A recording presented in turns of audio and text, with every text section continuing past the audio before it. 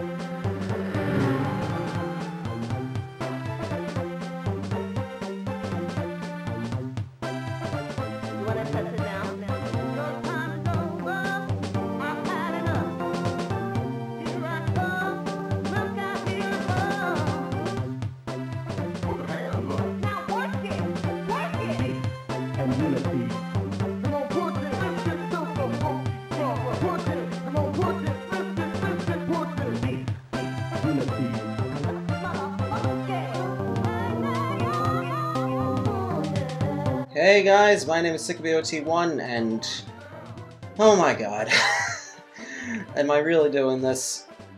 I have not done a proper Let's Play in so long. I mean, all I've been doing lately is the verses with Super Baby Mario. Go, by the way, check that out. It's actually been really fun to do. This is what I used to do more often back in the day. I used to do Let's Plays instead of just all these music videos. But I've wanted to do this for a while now. It's finals week at school. I've been working a ton on a paper lately, and I just need to unwind. I need a simple game like this. If you're not interested in Let's Plays, I guess that's fine, you can skip this. But if you are, I beg you to stay with this, because I really love this game. I even did a review of this game at the beginning of this year, pretty much, for a contest, and I did okay in that contest. I feel like I've gotten a lot better as a reviewer since making that particular review, but I am glad that at least somebody thought it was okay. But now I'm going to do a proper Let's Play of this game, because why not? It's a game I love. It's short. I think I could probably record this in one sitting, maybe two if I need to. I'm playing this on hard, by the way. Might be a little lag, because I'm playing on the Game Boy player, but I think I can... I'll account for it. Kind of. I'm used to playing this on a GBA, of all things. You just jump around, you hit stuff, you ground pound. This is a very solid game, I think. And if you're wondering about Final Fantasy II on my other channel, that is cancelled. All things considered, that is cancelled. I was not having fun recording that game, especially with the sessions I had done lately. It's not a good game, and that was starting to become especially apparent due to its punishing difficulty. But I like this game. This is a good balance of difficult. It's not punishing. There's a good balance of difficult and just solid mechanics.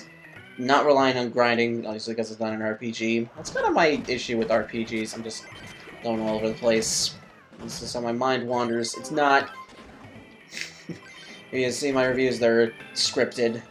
Obviously, they kind of have to be, but that's not ordinarily how my mind works. So my mind wanders, I stutter a lot. This is the real me. Die. Or don't die, I don't care. I guess. So going through Wario World, you want to collect all these chests. Sometimes they contain hearts like that. Actually, very rarely they do. And some of them contain pieces of a jewel, which you'll want in order... You need to get them all. You need to get them all to beat the boss. There's a lot of collecting in this game. This ain't your typical Mario platformer for the Game Boy Advance. Mario didn't have any original platformers for the Game Boy Advance. It's just all remakes of the original games on SNES, the regular Nintendo.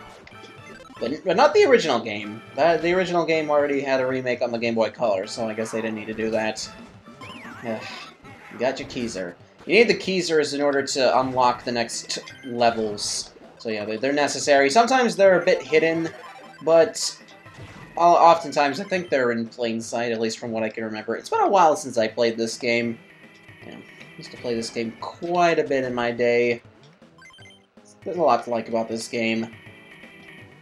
It really is. All the secrets, mechanics, the graphics. It looks amazing.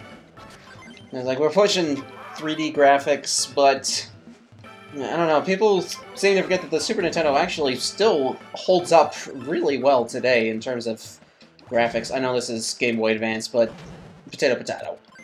I know, it's like, yeah. And then you step on these switches, and you have a set time in order to get to the end. I really should have done more responsible things with the ball.